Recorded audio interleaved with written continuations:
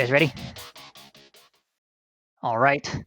So welcome to the next episode of Retroid Prime, where we depress you with video games. Shouldn't be that way, but that's what we do anyway. This is just video game depression in a nutshell. However, I feel like we've been getting a little lighter with our most recent podcast, so we can stick with that trend, I suppose. But Sure. it always takes us to some dark spots. But Well, I mean, I've been editing the earlier podcasts, so I'm still in that grim sort of headspace. Yeah, I always end up there anyway. The grimness is where I thrive, I think. But I got an icebreaker question. Here's the All right. question of the day. What is a game that you like from a genre of games that you don't like? Oh, that's easy. It's Go for it, Jesse. any of the NBA 2K games. Like, I'd say like 2K18 was the latest one because it's just pretty fun to make your own character, make them look ridiculous, and for some reason it's a game directed by Spike Lee, and it's really fun. But by the way, for all listeners, welcome Jesse to our podcast. I'm excited to talk to you about strategy games at some point today. Oh, fuck yeah. Yeah. Hi. So, all right, we've got one NBA game from the sports genre. Mike, what do you got? You know, I really, really don't like first-person shooters, but I would have to say, obviously, that GoldenEye is just an amazing game. Yeah, I would just have to go with that. That or like Elder Scrolls, because even Elder Scrolls, I can do the FPS and actually enjoy myself. Yeah. What about Half-Life, Mike? I know that one was on your list. Yeah, that's true. Yeah, Half-Life 2 especially. Yeah.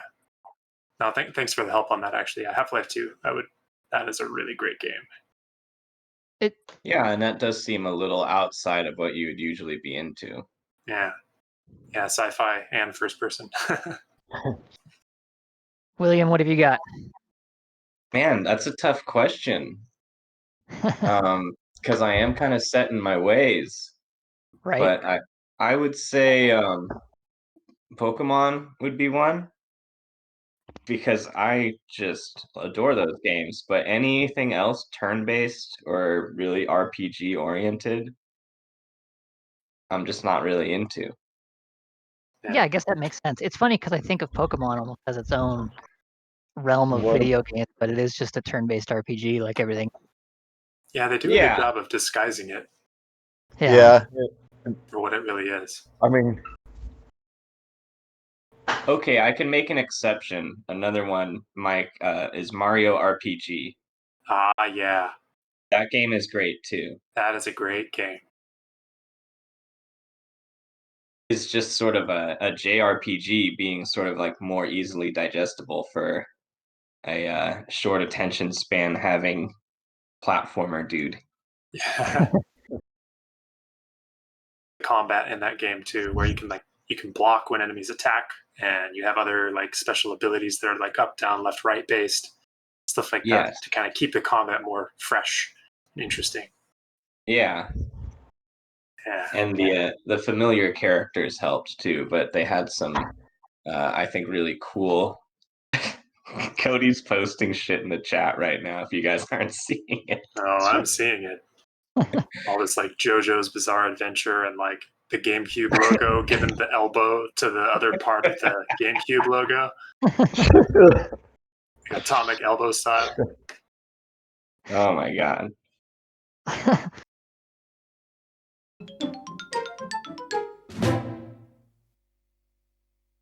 All right, so what's the big one for today, Kevin?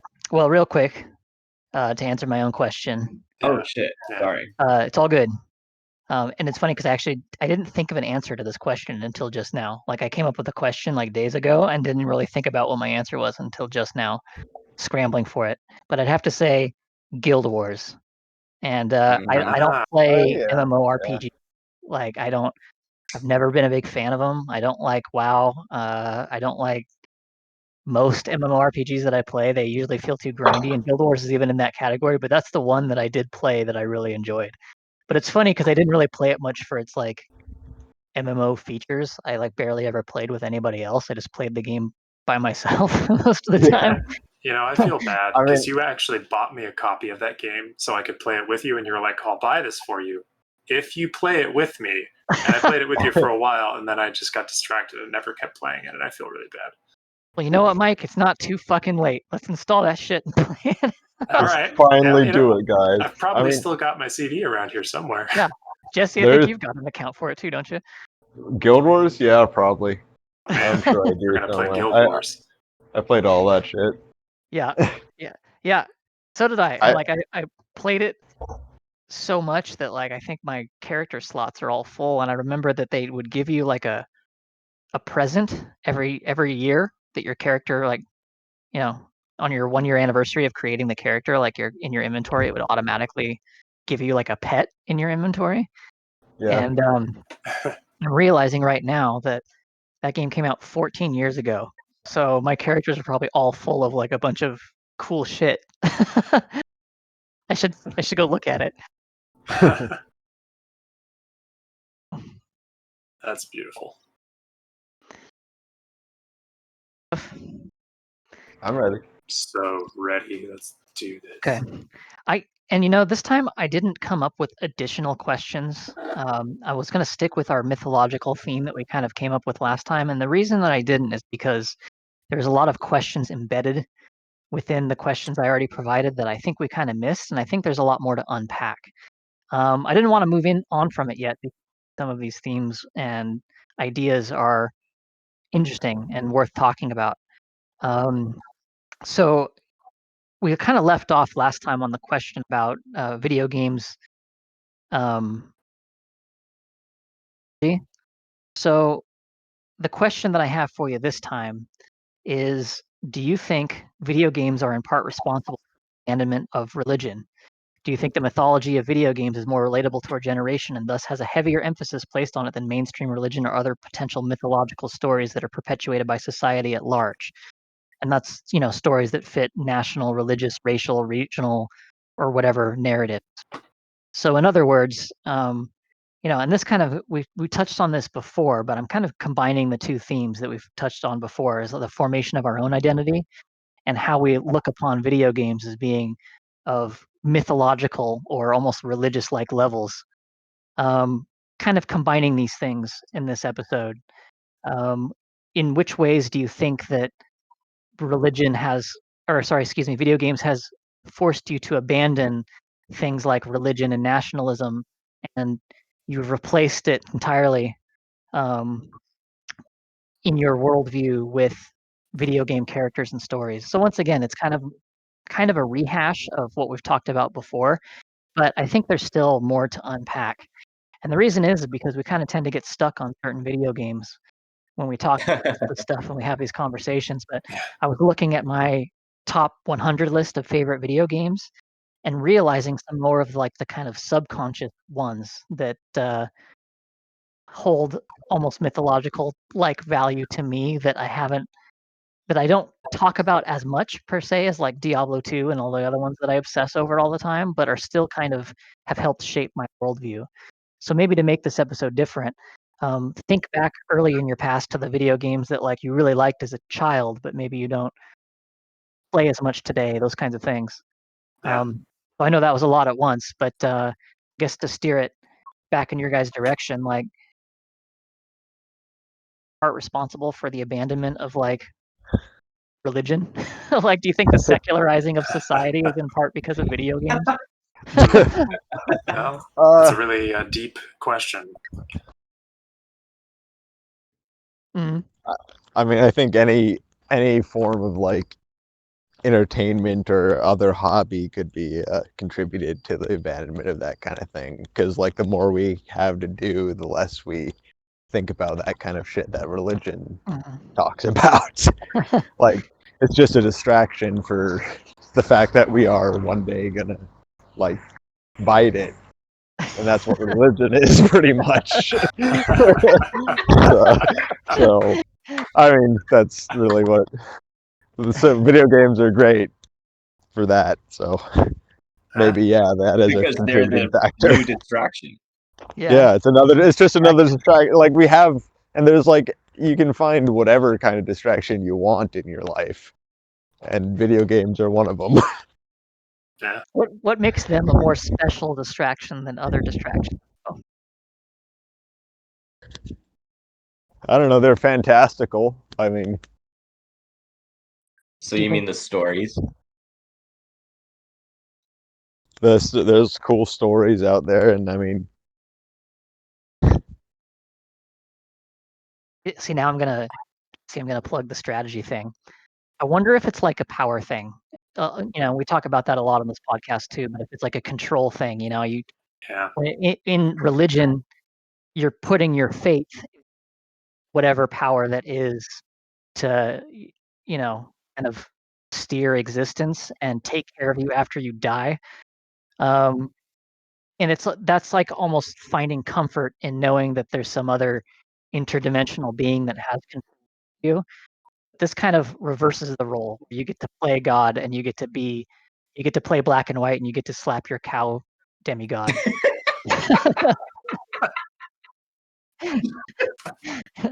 but strategy games like really kind of cater to that, especially because you get to be like uh, games like StarCraft. You're playing from the bird's eye view, like in a godlike fashion, and like steering all these space marines to their death. yeah, So, and I feel like there's something very alluring about that. grand strategy games do give you like a taste of like a lot of power. I guess it does make you feel kind of powerful to be controlling all this like empires, Oh shit yeah, like that. Like it's kind of cool. I say as I boot up Stellaris. um, yeah. and I mean, I agree. I yeah, mean, I always got a kick of just like make out of playing Red Alert 2 and making like 2.5 million conscripts and yeah, then sending them all to their death, and they would just watch them get all like run over by tanks. Man, I love that. yeah. Man, I gotta say, it's just so much easier to be a bad guy in these games than it is to be a good guy. Yeah. I've like tried so hard to be like this democracy, all-inclusive empire, and it just bites me in the ass way more than like being this completely like evil, xenophobic, like militaristic empire. Well, and that's the Always, thing about, say, strategy games, that you do get to play God, because even if you lose StarCraft and your entire colony massacred and eaten by Zerglings, you as the player still technically survive. You're like, oh man, Yeah. there goes my colony, but you get to walk away and come back and play another day. yeah, not your little dudes.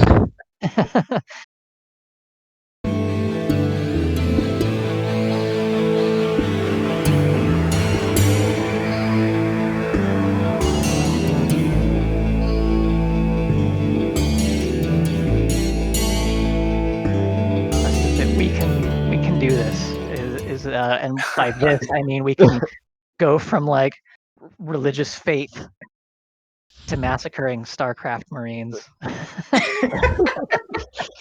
And I think that's what makes this podcast special, in my honest opinion. It's magical. Will and Mike, what do you guys think regarding, I don't know, sort of the tie-in of like religion with, or maybe the abandonment of religion with video games? Well, like we talked about last time, it's still a struggle. Like getting to know people for who they are in general is something that's just never really appealed to me, because most of the time it ends in disappointment. And that sounds elitist, and that sounds closed off and narrow-minded. But at the same Yeah. time, most of my interactions with people I don't really thoroughly enjoy, because I have expectations based on what I've been raised on, which is video games, and Right. all of these archetypal people in these stories that are making the right decisions based on, and some of them making the wrong decisions. But like it's stuff like that that's kind of like chiseled out this weird expectation of, what a person should be in my mind. And it gives me this weird expectation when I talk to real people because people are very imperfect and we're all so imperfect in so many ways. Obviously, I have so many things to work on. I'm an idiot in so many ways, and everybody's an idiot on some level. So I don't know. In a way, video games have kind of given me this weird false expectation of reality in a lot of ways that to do with people specifically. Mm-hmm. My mother's Catholic, and she was saying to me today that in her mind she's always had kind of a special place for the spirituality of Catholicism, and she thought in her mind that going to church was about spirituality and connecting with spiritual forces that be, whatever you want to call those.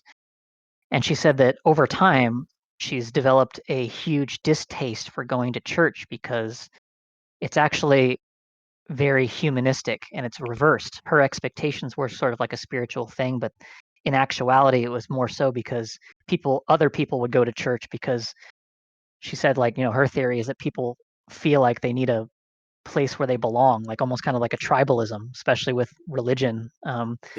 Where she was saying that her expectations, just like you're saying, her expectations were sort of like tapping into spiritualism and learning things about herself and others, and maybe Catholic principles, but instead it becomes like this game of I'm more Catholic than you, or like politics, or people arguing with each other, or people getting really in depth when it comes to like the dogma and rules of Catholicism, like really nitpicking sorts of things rather than what it's supposed to represent as a whole, or those kinds of things. And even she was saying she even had these like expectation with priests, and the priests would be that way too. So and I think that is exactly what you're saying. Only in this case it's my mother's religion, and it's kind of forced her to sort of abandon it because the people drive her crazy. And I think that with video games, bringing it back to video games, it's kind of the same way. We have these expectations because, like you're saying, you've developed expectations from playing video games and absorbing those stories, and you've also garnered your own expectations because they help you be introspective. So then, in turn, when you talk to other people, it's hard. And I get it because I'm a misanthrope too. Well, and part of what you said just now too, like abandoning religion because of the people. I remember I had a conversation with a person that I used to go to my church, and when I stopped going to church, he wanted to spend time around me and was like, "Hey, man, are you doing okay? Like, are you still in touch with God?" And I had a conversation with him. I basically just said, "I don't have to go to church to have a relationship with God." And eventually that evolved into, well, I don't need a relationship with God to be spiritual. And that eventually evolved into something else, and so on, over time. But it really was the people that ruined church and eventually ruined religion in a lot of ways for me too. I very much agree. Because it really is just, there are a lot of people coming out now. There are whole podcasts actually about that, about like the dogma of religion and how it's like manipulating people, essentially, and how it's just a manipulation tactic, obviously. And a lot of churches exploit that. And there are people that just get out there and talk about it, which is really cool. I think that in my case too, I started questioning, my mother took me to church, and I started questioning church pretty early on. I very specifically remember gathering up all this courage to go tell my mom that I didn't want to go to church anymore. And I was all worried that I was going to get in trouble and that I was going to be, labeled a blasphemer, and then she was going to disown me and throw me on the street or something. I don't know. It was like, I was like 12. So, I mean, I was like, I was pretty young, 12, at most 13. And I remember I gathered up all this courage and I went up to my mom and was like, "Mom, I don't want to go to church anymore. I hate it. And I don't really believe in God." And she was just like, "Oh, okay." I was like, "Oh, that's awesome. You don't care?" Like, man, but, good for your mom. That's awesome. Yeah. But I think that part of it, and the reason that I came up with this question is because I think back to the games that I was playing at the time, which was a lot of Doom 2 and Diablo And by age 14, I had Devil May Cry, and I had a number of games with sort of like satanic or kind of demonic elements to them, and I just thought all that stuff was so cool. And like I feel like that was kind of in part what helped me depart from religion, and also not to mention, like we mentioned before, like playing Twisted Metal games and starting to absorb metal, like Rob Zombie, of which I'm wearing my Rob Zombie shirt right now. Oh my God. Fuck yes. I'll send out a picture of that. Thank you. I think that those things kind of helped steer me in that direction. Started with video games, and music helped steer me in that direction, especially later on. But like it started with video games as the route to kind of force me away from that mode of thinking. Not to mention, just like on the very basic childlike level, I didn't want to go to church on Sunday morning. I wanted to go play video games.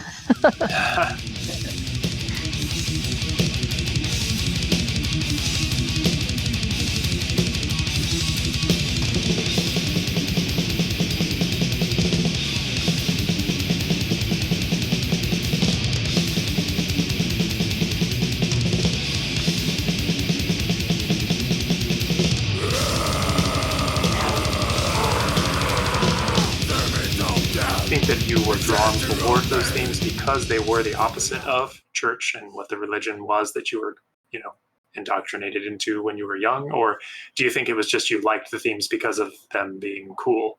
Like, did you like pentagrams and skulls, or did you like them because they were demonic and it was the opposite thing of religion? Therefore, it was attractive. I think all of the above. I think at like a really early age, when I first started playing Doom 2, like I didn't really get it, it was just like, oh, monsters, I'm killing monsters. I think by the time I was like a teenager, at least by the time I was like 13 and hanging out with John Osterman, like that's when I started to kind of come two and two, and like because that stuff weirded everybody out at church, it made them not like me, and I didn't want to be liked there because I didn't want to be forced to go to youth group anymore.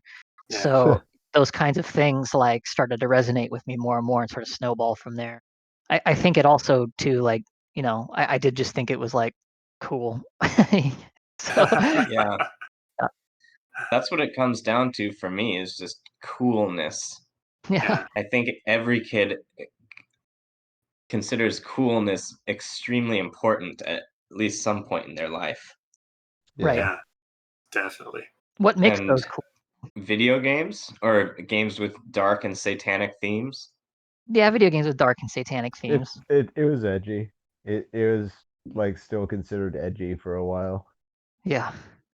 Yeah, I would say there was just something sort of romantic about rebelling against the satanic panic and just sort of feeding into it. Right. Mm-hmm. Or the one that comes to mind for me is Mortal Kombat. I remember the kids wanting to come to my house because I had the Sega version with blood, where the SNES version did not. But yeah, I wanted that game so bad, and the reason I wanted it so bad is because it's just catching wind everywhere of everybody like freaking out about how violent it was. Just made me want it more. I remember that. I remember third grade, I had a friend at school, and he told me about a game called Rampage World Tour. Oh man, I know this so this good. this will be very meaningful for you, Kevin, specifically. But I asked him, like, well, what kind of game is it? And all he told me, with no context whatsoever, he said, you break into people's windows and eat people. I'm just like, oh my God. Is this like a homicidal maniac cannibal simulator? I have got to try that. He didn't mention that you're giant cartoon monsters, which sort of softens the impact of what you're doing, but that still was a very influential game to me that had lots of violence and severe lack of empathy for humanity. In the best possible way. Yeah. I have really fond memories of like one of my friend's birthday parties when we were like 8 or 9 years old. They had a 4-player Rampage World Tour machine at the pizza place. Damn. Yep. Yeah. Damn. Sick. Want that.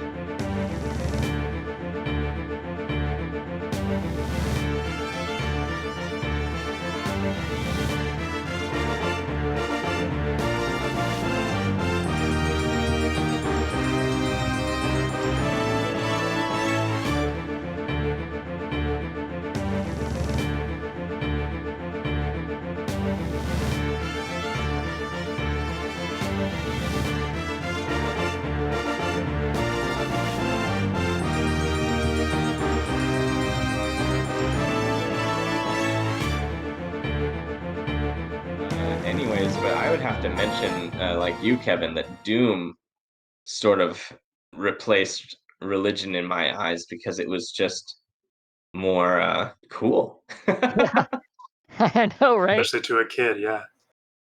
Yeah. Oh yeah, And that was more important to me than spirituality, which I didn't understand at all.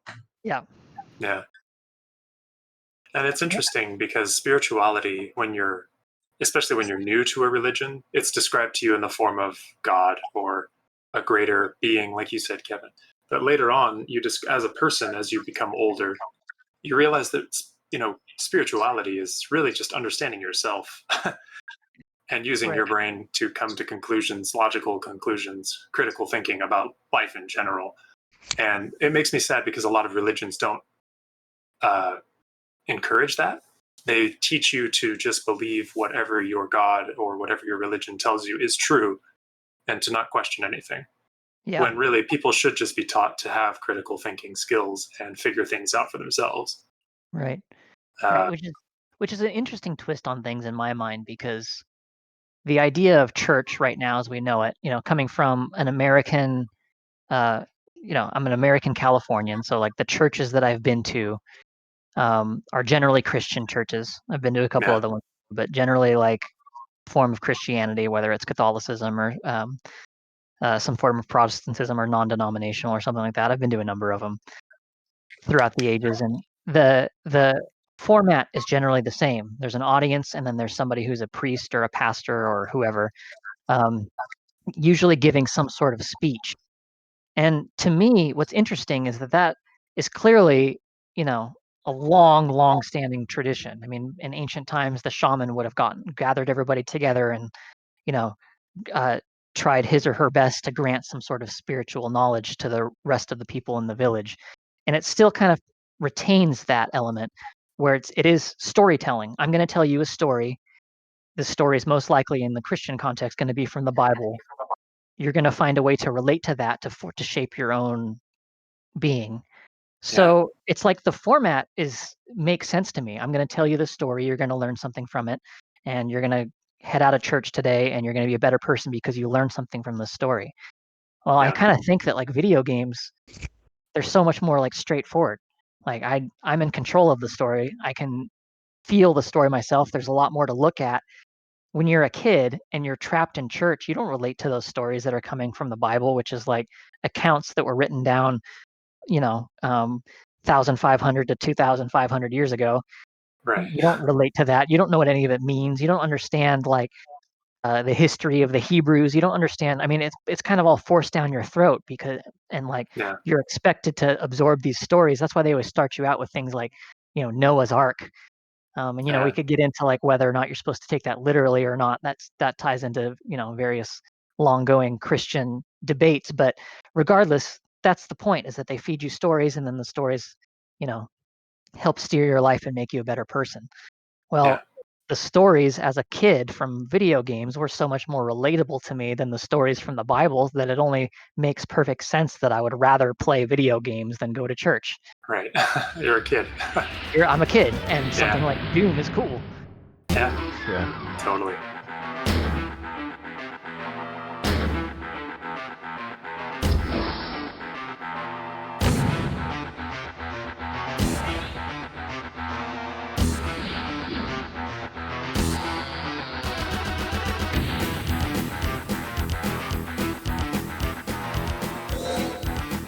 Go ahead, Jesse.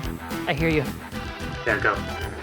I was just gonna say it's funny that like Doom and all that and Diablo was like super like attractive to everyone at that time because I guess just being raised in the church, I was so overhearing about that shit. Like I didn't care about like demons or angels or like fucking like Interesting. fighting demons anymore. I just wanted some new mythology, I guess, which is why I like the sci-fi and shit like that. Like I mean, Yeah.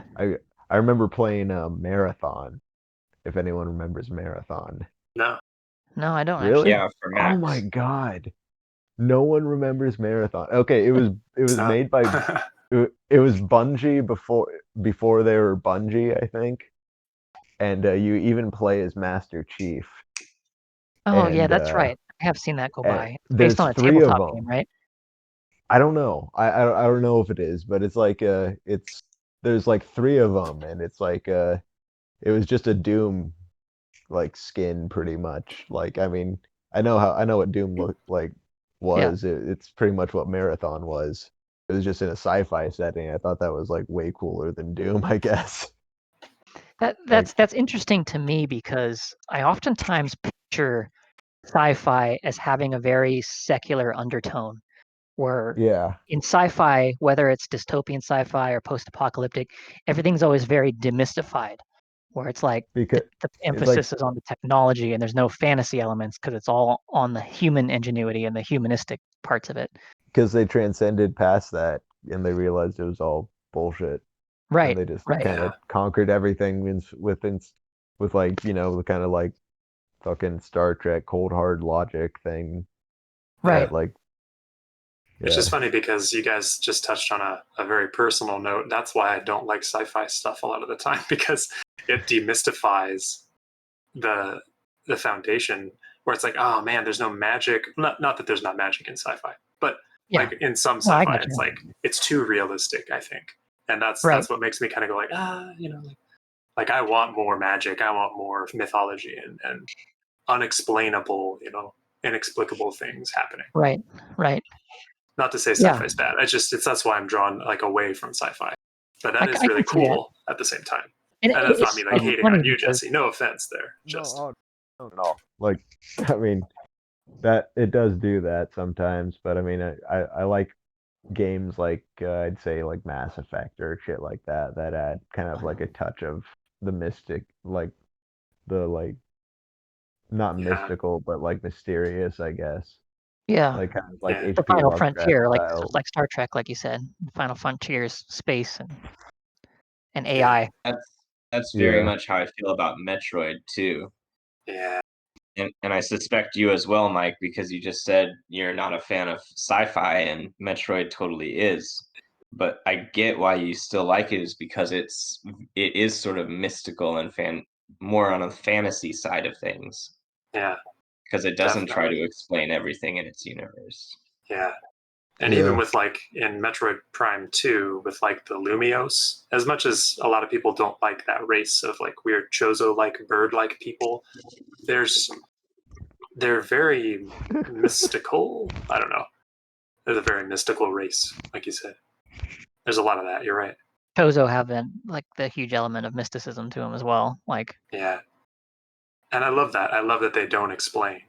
right, They just leave it ambiguous, where your mind is left to just do the rest of the work. And I think that's right, kind of the magic that's also attributed to some old games, is less is more. right. Which and I can see the difference in that. Like, you know, my favorite sci-fi game is probably StarCraft, and in StarCraft, there's like almost fantasy elements, but it's all something that's kind of explainable. Like the Yeah. Protoss, like they have like psionics and stuff, but it's all kind of brain waves, and there's still kind of an underlying scientific explanation there, but it's no longer mystical, and rather it's more straightforward, like, oh, they just have brain powers, and like that suddenly is a lot less mystical than, say, like the Chozo of um of Metroid, who you're never sure if they were like magical or not, or had some sort of like they never actually like explain how it is that they did what they did and built their Yeah. civilization thing. Or how they made the suit for Samus, how they made like a human being's suit to mimic Right, sort of their atmosphere and like make it so that she could live with them or fight for them. right. Like none of that I was explaining. Ah, so cool. Yeah. Anyway,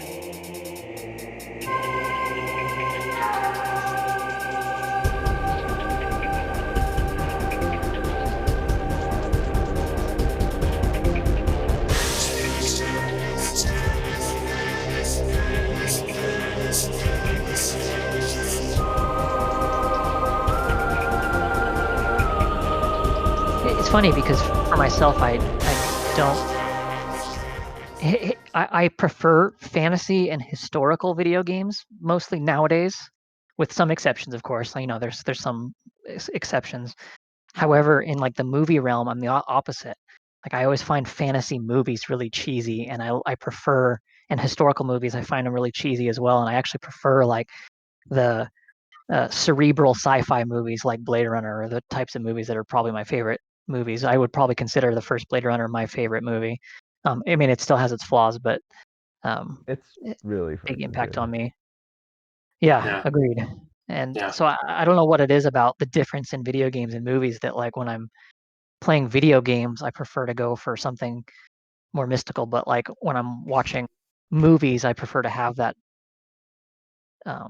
element of sci-fi. I'm not sure I what I that is. feel like I feel like they kind of write fantasy sometimes a little cheesy, and when they try to take it the opposite direction, they just make it kind of stupid. Yeah, At make it least, worse. Yeah. yeah, like that's Yeah. what I've seen. Yeah, Like, there's very few games that I've found that like to have a good middle ground. I think yeah, Dragon Age did a good fucking job.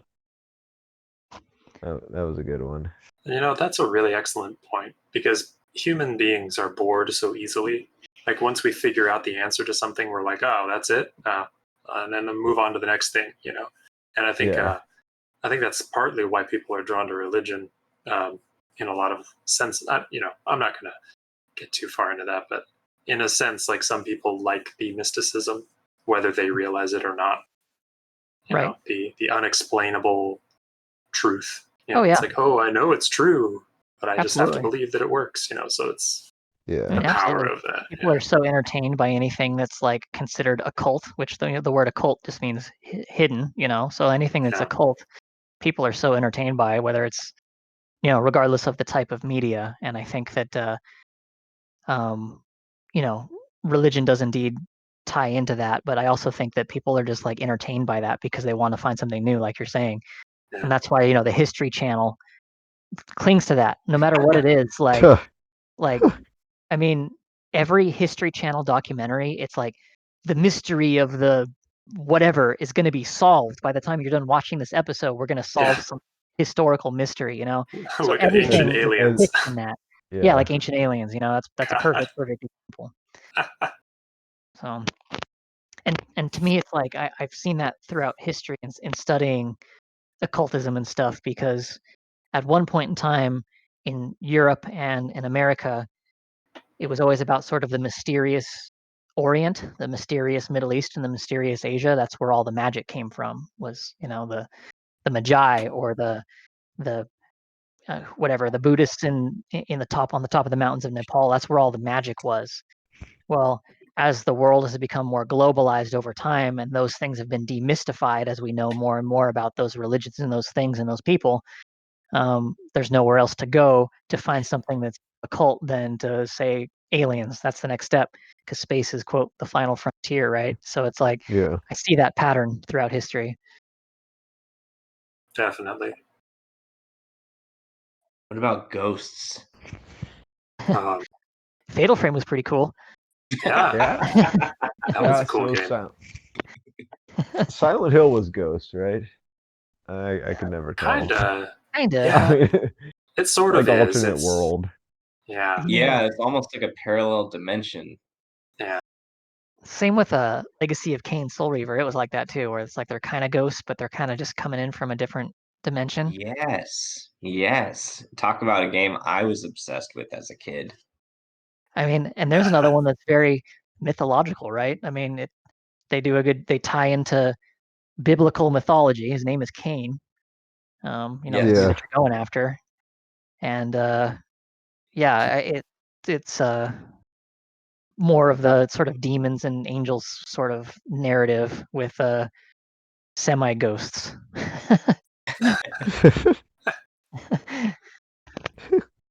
I never played any of those games. Yeah, yeah. Soul Reaver is fantastic.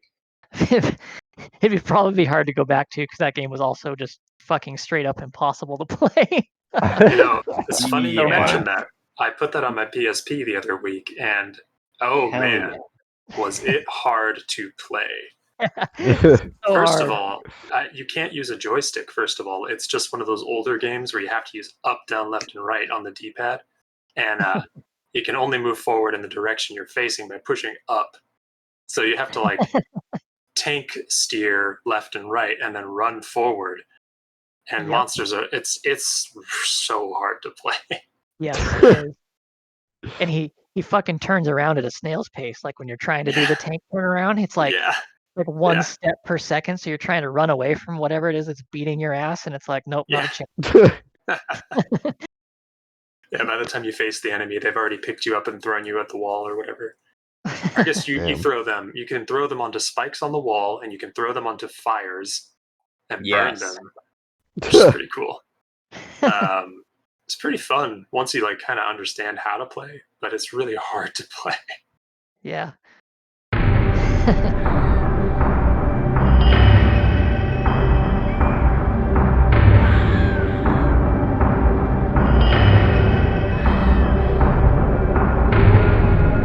Understand how to play, but it's really hard to play.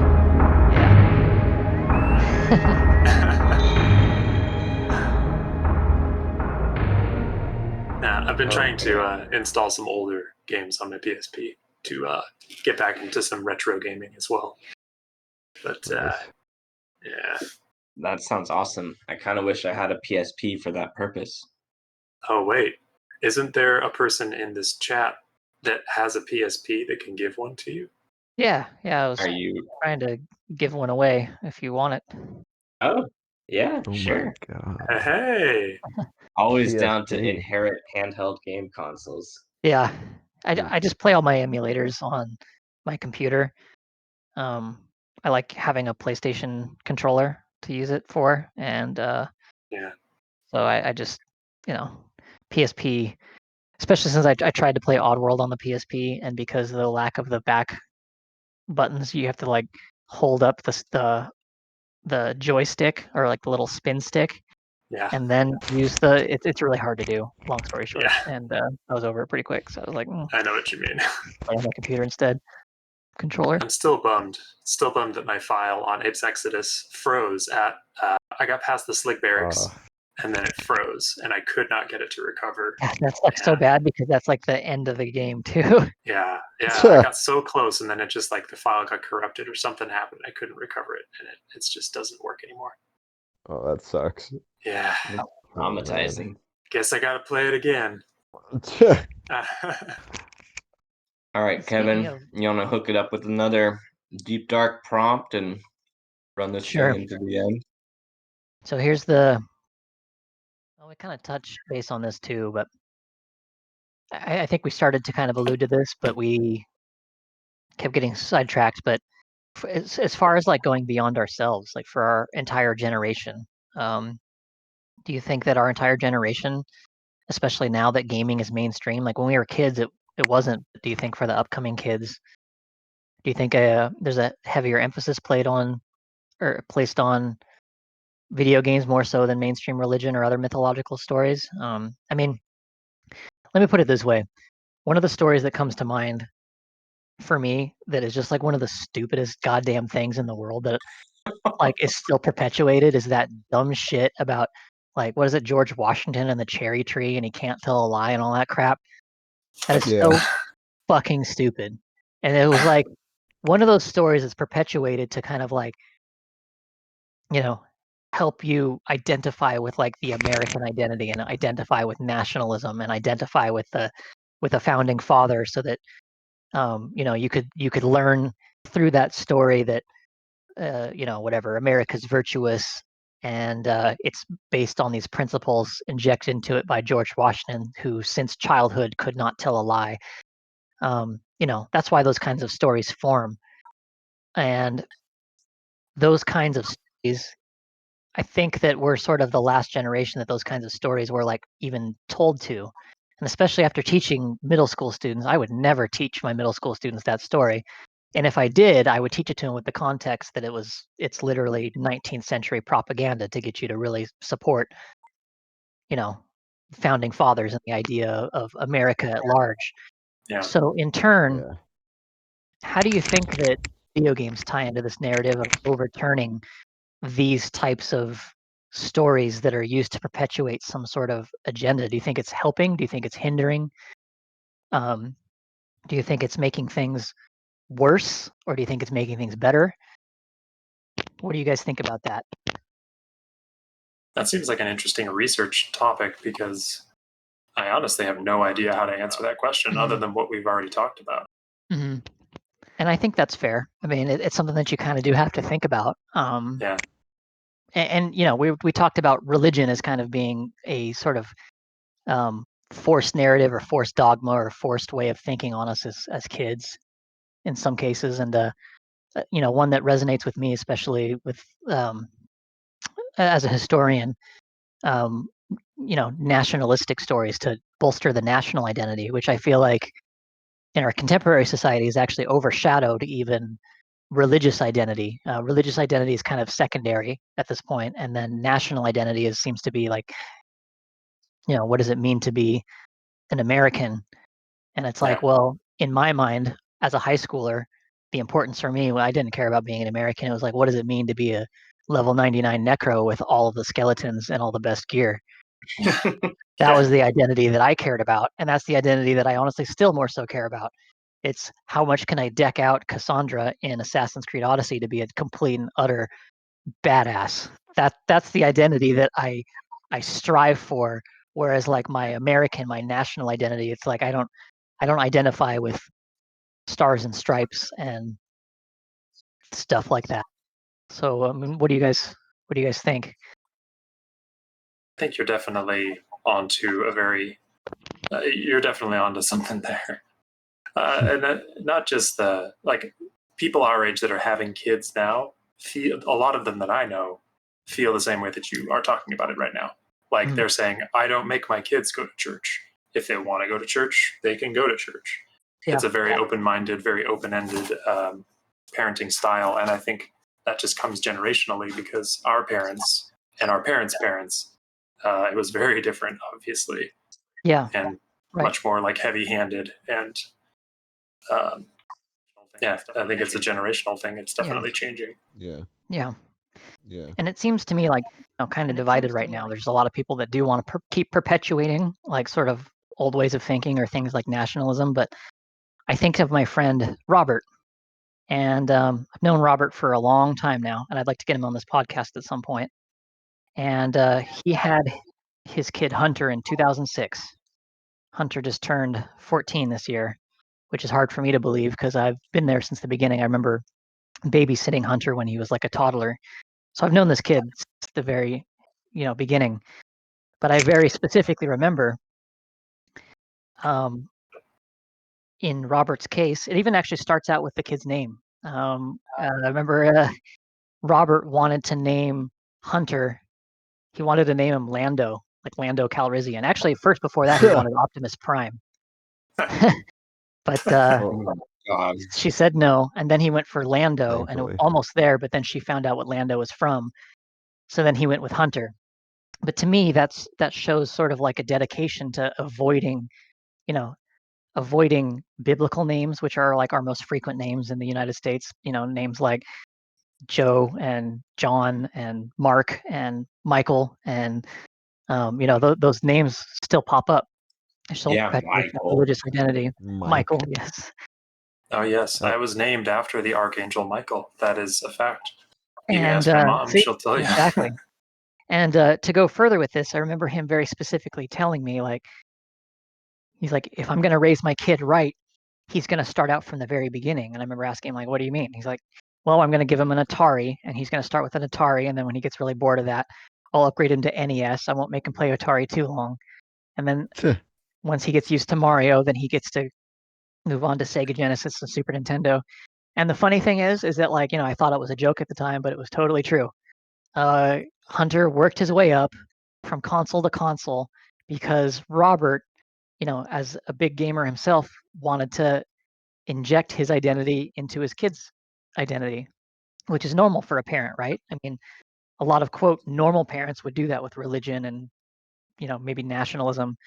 But Robert specifically chose video games to do that with.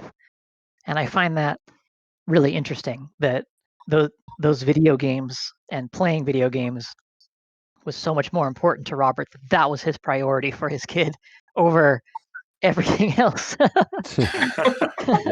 So what does that tell you about the way that things are changing? You know what I mean?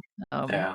Those stories from those video games are more important because those stories resonated with Robert so deeply that he wanted to share those stories with his kid, and not the stories that are related to things like religion or nationalism or, even regional narratives or whatever. Yeah. Well, not to keep stealing the mic here, but I feel like it comes down to positive experience for people. Mhm. Human beings are driven by stimulus and by positive experiences a lot of the time. And anything that works for somebody, they're going to want to share that or pass that on, obviously. Or, it's stimulation. It's like, Yeah. if something makes you feel good, you're going to keep doing it. So, in a lot of ways, it's just sort of whatever we believe is true, we will pass on, whether it's right or not. And if it feels good or if it feels right, then we will definitely pass it on. Mhm. So, Well, Donkey Kong Country feels right. yeah. Therefore, I make my child play it. Yeah. Shadows of the Empire. I will probably name my first son Dash Rendar. He'll be Dash Rendar Moreno. You think I'm joking? I know, but I know you're not. That's why it's more funny to me. Can you make it so that when his bedroom door opens, it plays the blaster sound? Oh my god. Every time it opens, it's like, or whatever, like that, like crappy 64 blaster noise was. I know exactly what you're talking about. Yeah. I played that game so much. Just like rig up your whole house with N64 noises whenever like the fridge door opens or like whenever the toilet flushes or front door or anything.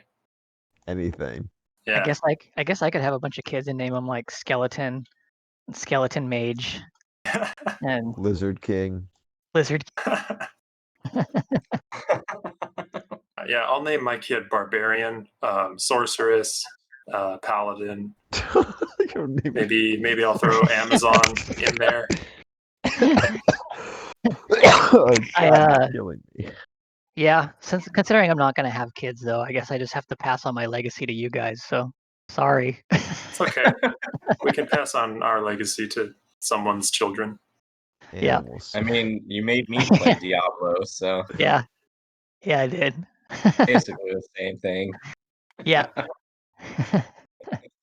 Does that make you my child? Yeah. I thought you were Grandpa Kevin. 4 score and 4 Diablos ago. 4 Diablo expansions ago. Deckard Cain as Abraham Lincoln. that would be rad. That'd be amazing. Would be good. Hello, my friend. 4 score and 7 years ago. You were talking about that video game museum. You could totally put that in there. Just people walk up to Deckard Cain. Animatron. Oh my god, dude. Yeah. Get an animatronic of an old man and call him Deckard Cain, put a Lincoln beard and hat on him. You're good to go. I would love to have a museum with a bunch of like weirdo video game character animatrons in it. Okay. Number 1, Bubsy. Okay, yeah, I was gonna say, like, let's go around. I gotta know, who would you pick? Who would your animatron be? Oh my god, Gex. Oh, my animatron. Oh, like, are we talking about like classic video game? It doesn't matter. Any video game character. You want Blood Rain, Jesse? No. It would definitely have to be either Sam Fisher or Snake. Oh my god. Wow. Yeah. Excellent choice. Yeah, like a snake animatron that like the Pirates of the Caribbean ride like pops out of a box. Or it just is a box. It's just a box. Oh god. A box that plays snake quotes. I think I would want to go with Bubsy, but you know how like when you fall real far and then you splat on the ground, he like turns into an accordion and walks away. It would be like the accordion Bubsy going up and down. Yeah, I sure do know how he does that. Because my sole experience with that game is just dying over and over. I'll have to show you how to play it at some point. Hey, maybe we should write a song about how to play it. I'm into it.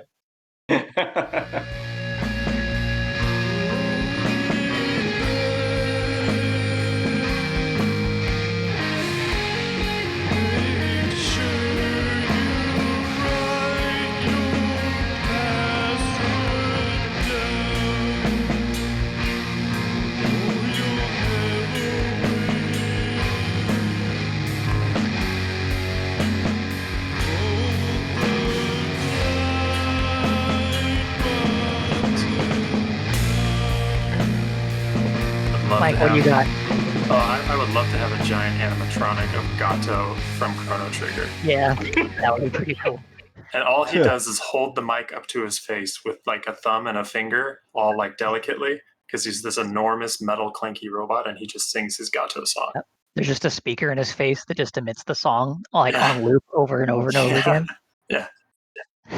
And like if you go to the museum at night, there's a window that you can look in, and the moon is shining in, and he's still singing it. It's just always on. The moonlit Gato. That's my dream. Chrono Trigger is a game I would really like to get into someday. Yeah, man. Well, that's going back to like what we were talking about earlier. It's an older game that doesn't explain a ton of how everything got the way it was. You just kind of have to figure it all out in your own mind in a way.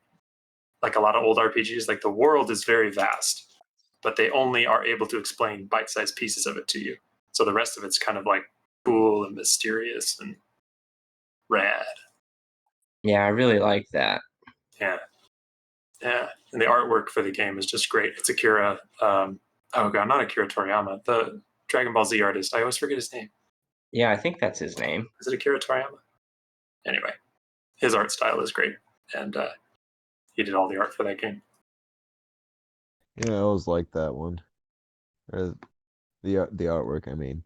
I never actually got to play that game. It's okay. Was it on PlayStation? Yeah, they remade it a couple times and put it on PS1 with like anime cutscenes and stuff like that. But the original game was just Super Nintendo. Oh. That's an old game. Mike. Huh? I said I've got a question for you, Mike.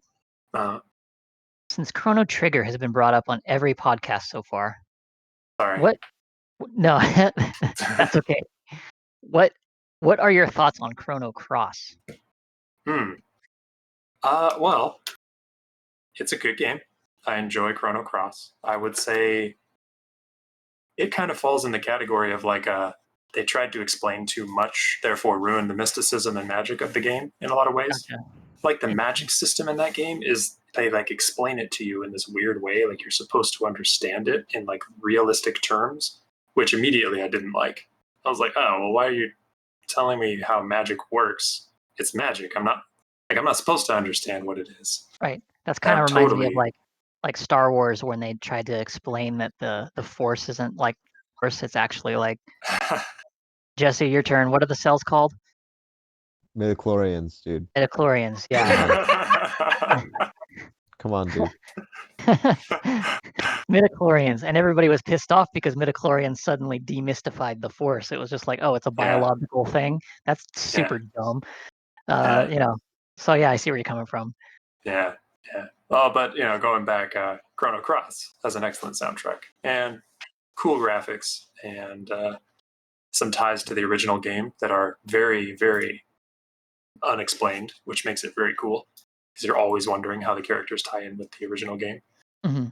But it's a great game. All in all, soundtrack was great. I think that helped pull me in a lot.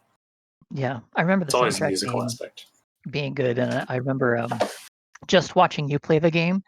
And I didn't ever play it myself. I never played it myself, but I listened to the soundtrack at the time a lot because I thought the soundtrack was really good. And it was actually a song from Chrono Cross was the first thing that I ever learned how to play on my guitar.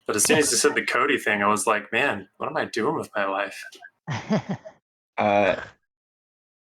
It could just be the screw attack symbol, but with it's the smoke coming out of a joint. Oh my god. Just a thought. I I love think that. you need that for Lavender Town, dude. I love that. Yeah, that's a brilliant idea, Will. I love it. This is all one canon, I consider, by the way. The Retroid Prime, the Lavender Town, the Duck Logic, it's all the same universe. Can't forget bottle battles. You got to throw that in there too. Oh, yes, Yeah. of course. I apologize. Bottle Battles So- is officially canon. Oh. You know, we could- Which I'm sorry, but that means that Cody's the main character of Bottle Battles too. Yeah. No. Even though he was never in it, he's just the main character. Does this mean that I don't think you should ever tell Bim a lot about any of this, or he'll have a mental breakdown.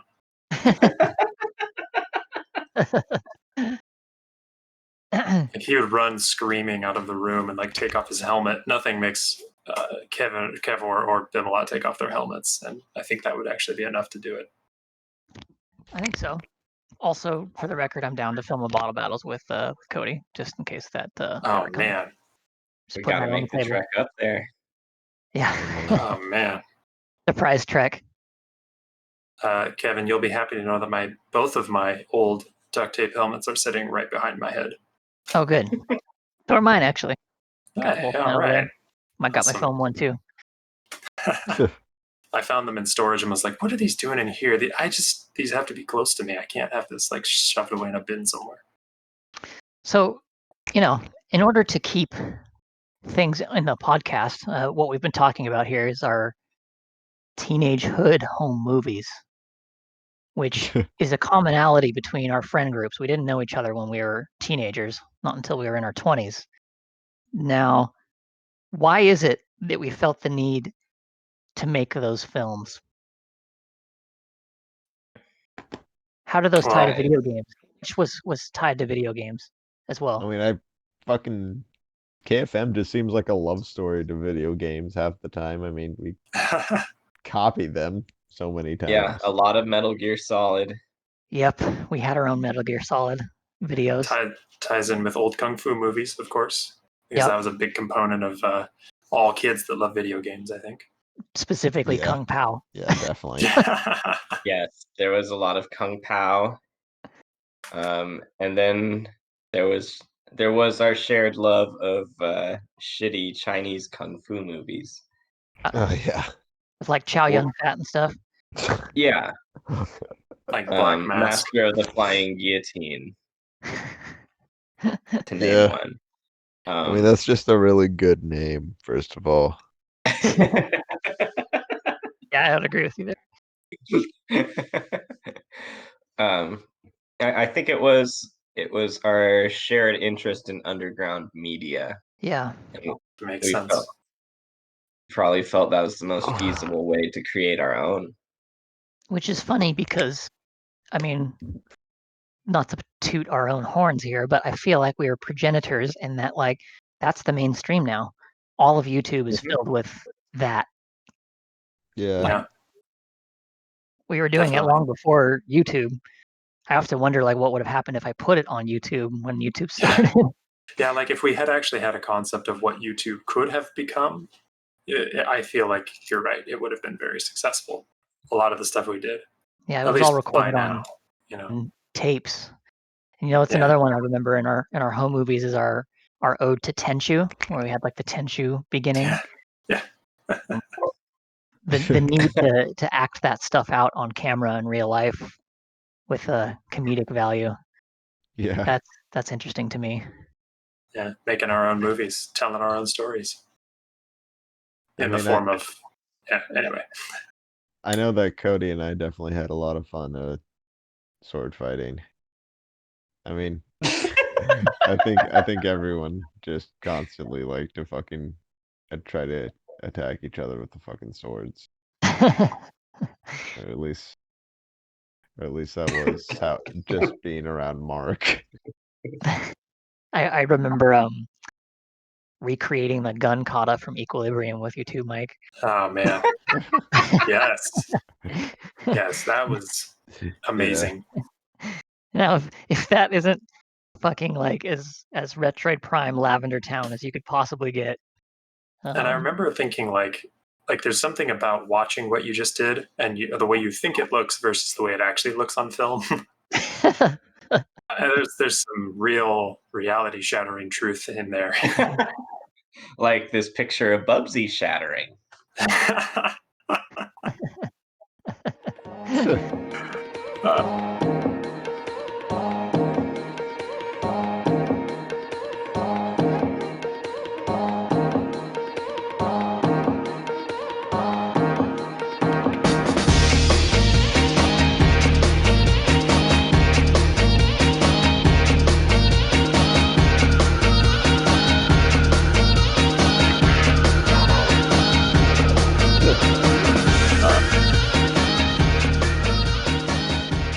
All right. Well, I think I'm good on our primary podcast material with that subject. So Yeah.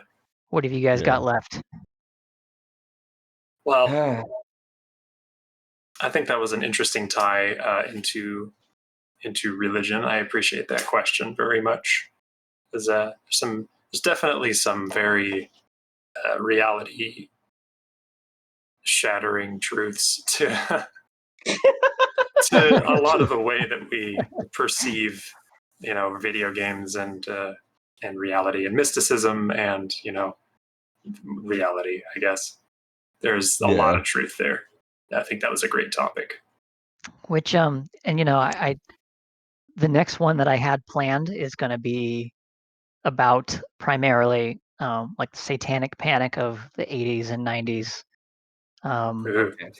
And we'll be talking about that and heavy metal and have some more conversations about Doom and Diablo and Mortal Kombat and those types of games. So Nice. put yourself in that mindset because that's where we're headed next week.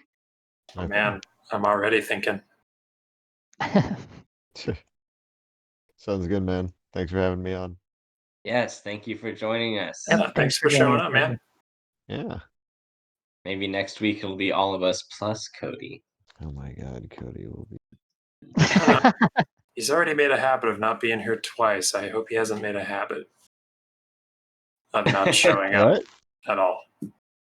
Maybe he's eating at the habit. Maybe. Dude, maybe he is eating people. He's like, sorry guys, I couldn't come. I had to go get a burger. I had to become a cannibal. Cody needs to come back so I don't have to do this terrible impression of him. I know. Cody, come back. Cody, come back to me. Blame it all on me. Oh my God. Come back. Is that like take on me, but like take on Cody? Cody. I don't want to wait for Cody to be over.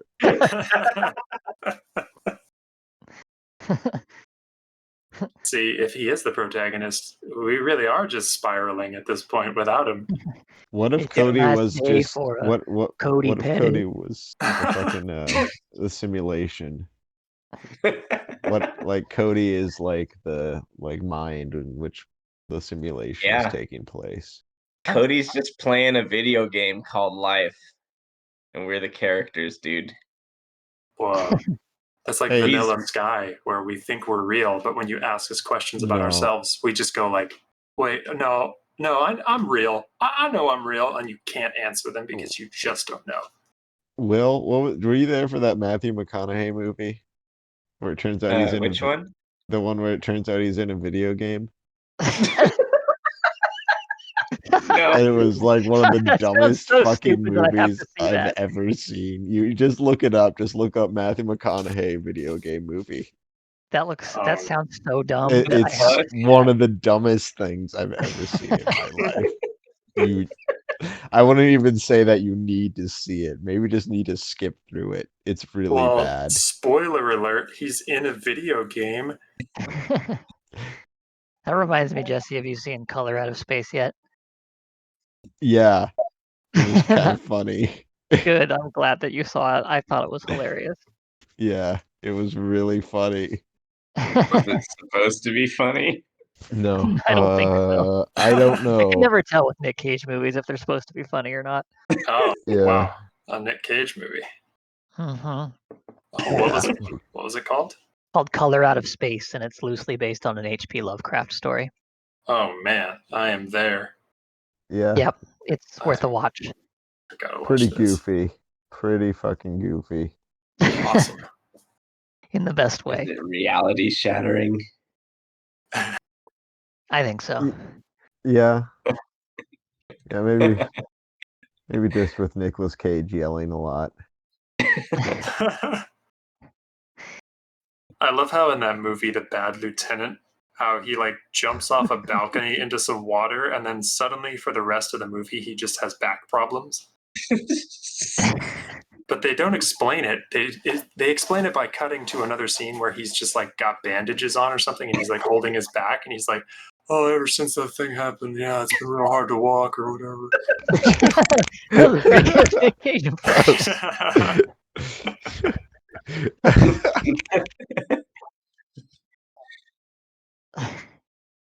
Surprised there's not a Nick Cage video game, honestly. Has there? I was gonna ask, has Man. Nick Cage ever been in a video game? Not that I know of, but I would purchase it in a heartbeat.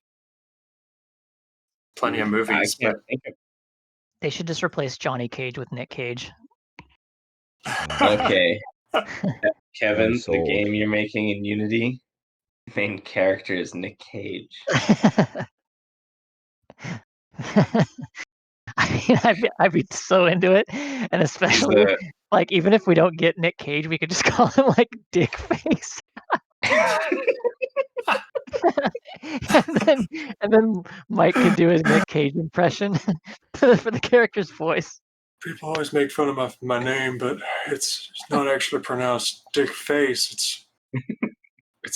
It is Dick Face. I'm sorry. But I'll try not to laugh. Can you do Southern Nick Cage from Con Air? Put the bunny back in the box. Oh fuck! Why couldn't you just put the bunny back in the box? Holy cow! Oh shit! That's way too good. And when he's writing the note to his wife in prison and his daughter, he's like, "Dear hummingbird, I'll blah blah today. I'm finding it hard to realize that you could not read my notes, but I guess that's bad. that turned into Forrest Gump. I'll work on that." Dude, what if Nicolas Cage played Forrest Gump? Oh my god, we need to redub this. Yeah, I'm into it. All right, well, get your Nick Cage voice on, Mike, and then Okay. we'll start talking about some character overdubs, some like Duke Nukem style one-liners, only in like a Nick Cage voice. Yeah, that sounds excellent. Yeah, that sounds great to me. I'll make a soundboard. I'll just do a bunch of different impersonations and you can just punch the button whenever during the podcast. Do some Gex quotes. Some meatloaf. Some meatloaf. Yeah. Meat Yeah. wad. Meatloaf. Oh, meat wad. Oh, I thought you meant like Yeah. turn Bat out of hell. Every now and then I get a little bit lonely and never come down. Turn around. Oh, that's Oh my god. I'm gonna put that song on half speed tomorrow. Do it. Fucking do it. Some mythological loaf. Oh man. my painkiller. Rob Halford painkiller, not the Oh, game. yeah, I was just gonna ask that. That was my next sorry. question. Followed by Judas Priest. All right, it's- dudes. It's been magical, so Yeah. Thank you, Thanks guys. y'all. And I think guess this was a that- fine episode. I think it was too. Yeah, I'll see you guys soon, I'm sure. Or talk Yeah. to you. Cool. talk at least. Yeah, thanks for joining us. Yeah, And, thanks, guys. I will see you dudes next week at least. Yeah. Later. Right. Have a Turn around. Every now and then I get a little bit lonely and you're never coming around. Turn around. Every now and then I get a little bit tired of listening to the sound of my tears. Turn around. Every now and then I get a little bit nervous that the best of all the years have gone by. Turn around. Every now and then I get a little bit terrified, and then I see the look in your eyes.